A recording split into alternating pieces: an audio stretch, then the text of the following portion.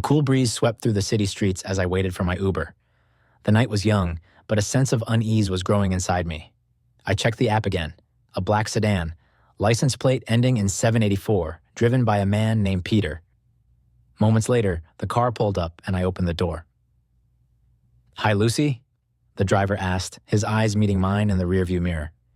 "Yes, that's me," I replied, sliding into the back seat. The door closed with a reassuring click.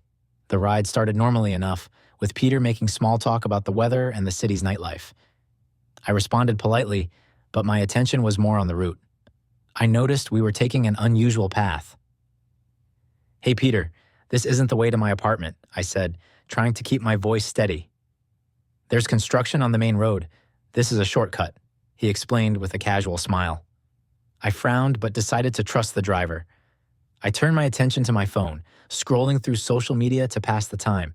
Minutes later, I realized we were heading towards a more secluded part of town, a place I knew didn't lead to my destination. My heart began to race.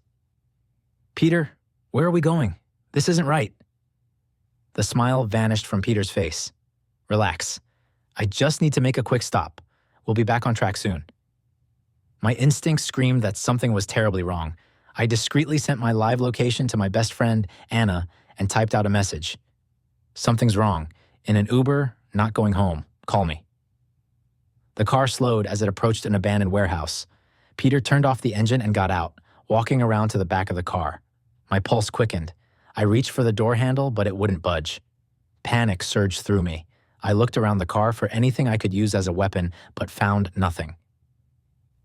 Peter opened the driver's door and leaned in, holding a syringe. "Sorry, but you're not going anywhere." In a burst of adrenaline, I kicked at Peter with all my strength, hitting his wrist and causing the syringe to fly out of his hand. I scrambled to unlock the door, my fingers trembling. As Peter lunged for me, I managed to get the door open and bolted from the car, sprinting towards the warehouse. I could hear Peter's footsteps pounding behind me, getting closer. Desperation fueled my speed as I darted into the building. It was dark, but I could make out stacks of old crates and rusting machinery. I hid behind a large crate, trying to catch my breath without making a sound. Peter entered the warehouse, his silhouette framed by the moonlight. "Lucy, come out, Lucy. It'll be worse if you make me chase you," he called, his voice echoing ominously. I covered my mouth to stifle a sob, my mind racing for a plan. Suddenly, my phone buzzed. It was Anna, calling. I answered, whispering, "Anna, help. I'm in an abandoned warehouse near the docks. Call the police." Anna's voice was urgent. "Hang tight, Lucy. I'm calling them now." Peter's footsteps were getting closer. I spotted a rusty metal pipe on the ground and grabbed it, my hands shaking. I could hear Peter just on the other side of the crate. Taking a deep breath, I waited for the right moment. When Peter rounded the corner, I swung the pipe with all my might, hitting him in the knee. He cried out in pain and collapsed, clutching his leg. I didn't wait to see the damage. I ran towards the exit. Outside, the sound of sirens filled the air.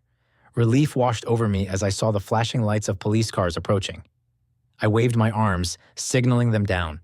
The officers quickly surrounded me, and I explained everything in a rush of words and tears. Peter was apprehended, his face twisted in anger and pain. The police commended me for my quick thinking and bravery. They escorted me safely home, ensuring I was secure before leaving. That night, as I sat on my couch, wrapped in a blanket and sipping hot tea, I reflected on the ordeal. I knew I had narrowly escaped a terrible fate, but I had also learned the importance of trusting my instincts and staying vigilant.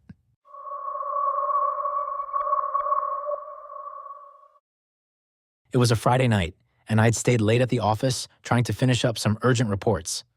By the time I stepped out of the building, it was past midnight.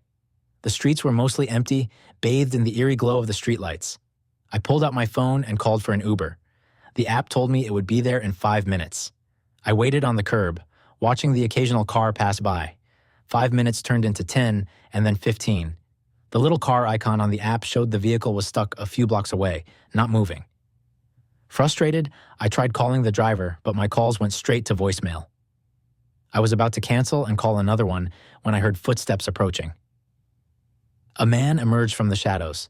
He was tall and thin, with a scruffy beard and a long coat that flapped around his ankles. There was something unsettling about his presence, but I was too annoyed and tired to care. "Waiting for a ride?" he asked, his voice a low rasp. "Yeah, my Uber's taking forever," I replied, glancing down the empty street. He nodded slowly, as if pondering my situation. "You know, sometimes these apps can be unreliable. I live just a few blocks away. If you want, you can wait at my place until your ride shows up. It's safer than standing out here alone." Every instinct in me screamed to decline, but the thought of standing in the cold any longer made me hesitate. I looked at him again. His eyes were dark and unreadable. "Thanks, but I think I'll wait here," I said, trying to keep my voice steady. He shrugged and turned to walk away, but then he paused and looked back at me. "Suit yourself. Just be careful. You never know who you might run into at this hour." With that, he disappeared into the night. I shivered, not just from the cold. I checked the app again, still no movement. Deciding I'd had enough, I canceled the ride and started walking in the direction of the main road, hoping to catch a cab. As I walked, I couldn't shake the feeling of being watched. The streets were eerily quiet, and every sound seemed amplified. A distant siren, the rustle of leaves, my own footsteps echoing against the buildings. Then, I heard it. Footsteps, matching my pace. I turned around, but no one was there. I quickened my pace, my heart pounding in my chest. The footsteps grew louder, closer. I broke into a run, not caring about my dignity anymore. I just wanted to get to a crowded area, somewhere with people. I glanced over my shoulder and saw him, the man from earlier, his coat billowing as he ran after me. Panic surged through me. I darted into an alley, hoping to lose him. The alley was a maze of twists and turns, and I could hear his footsteps echoing behind me. I ducked behind a dumpster, trying to catch my breath. The footsteps stopped. Silence. I dared not move, barely breathing. Minutes passed, or maybe it was just seconds. Then, I heard his voice, soft and menacing. "You can't hide forever." I closed my eyes, praying he wouldn't find me. After what felt like an eternity, I heard his footsteps retreat, fading into the distance. I waited, counting to 100 before daring to peek out. The alley was empty.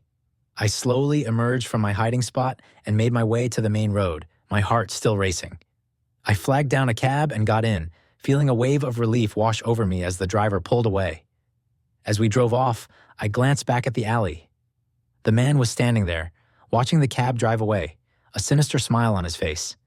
I never saw him again, but that night left a mark on me. Now, every time I work late, I make sure to leave before it gets dark, and I never, ever take rides from strangers.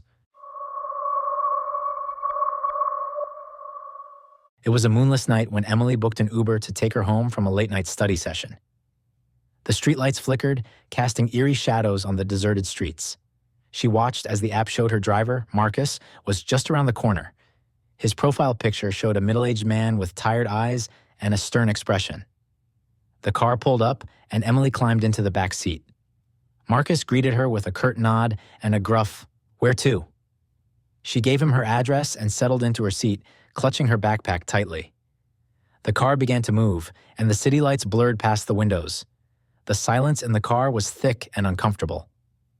Emily tried to make small talk, but Marcus responded with monosyllabic answers. She soon gave up and stared out the window, watching the empty streets roll by. After a few minutes, Emily noticed the car was taking a different route than usual. She opened the app to check the path, but the screen showed they were still on course. She decided not to worry and figured Marcus might know a shortcut. But as they drove deeper into a less familiar part of town, Emily's unease grew. The streets became narrower and more desolate. The car's headlights cut through the darkness, revealing nothing but empty sidewalks and closed storefronts. "Are we going the right way?" Emily asked, her voice trembling slightly. Marcus didn't respond. His grip on the steering wheel tightened, and his eyes were fixed on the road ahead. Emily's heart pounded in her chest. She tried to rationalize her fear, telling herself it was just a rough night for the driver. Suddenly, Marcus pulled the car over to the side of the road and stopped. The engine idled loudly in the quiet night. Emily looked around, realizing they were in the middle of nowhere. There were no houses, no streetlights, just darkness. "Why are we stopping?" Emily asked, her voice rising with panic. Marcus turned to face her, his eyes cold and distant. "I can't take you any further," he said flatly. "But why? We're not there yet," Emily protested. "Get out," Marcus ordered, his tone leaving no room for argument. Emily's mind raced. She fumbled for her phone, trying to call for help, but Marcus reached over and snatched it from her hand. "I said, get out," he repeated, more menacingly this time. Terror gripped Emily as she realized the gravity of her situation. She grabbed her backpack and opened the car door, her hands shaking. As she stepped out, Marcus tossed her phone out of the window, and it landed on the pavement with a crack. The car sped off, leaving Emily alone in the darkness. She picked up her broken phone and looked around, trying to get her bearings. The silence was deafening, and the night seemed to close in on her from all sides. Emily started walking, hoping to find her way back to civilization. Her footsteps echoed in the empty streets, and she couldn't shake the feeling of being watched. Every rustle of leaves, every distant sound made her jump. After what felt like hours, she finally saw a faint light in the distance. She quickened her pace, her breath coming in short, desperate gasps. The light grew brighter, and she realized it was a gas station. Relief washed over her as she approached the building, its neon sign flickering. Inside, the clerk looked up, surprised to see a young woman walking in so late. "Are you okay?" he asked, noticing her disheveled state. Emily nodded, though she was far from okay. She borrowed the clerk's phone to call a friend, who promised to pick her up right away. As she waited, she couldn't help but think about Marcus and his unnerving behavior. She vowed never to take another ride without thoroughly checking the driver's ratings and reviews. When her friend arrived, Emily finally felt safe again. But the memory of that night, the cold stare of the driver, and the oppressive darkness would haunt her for a long time.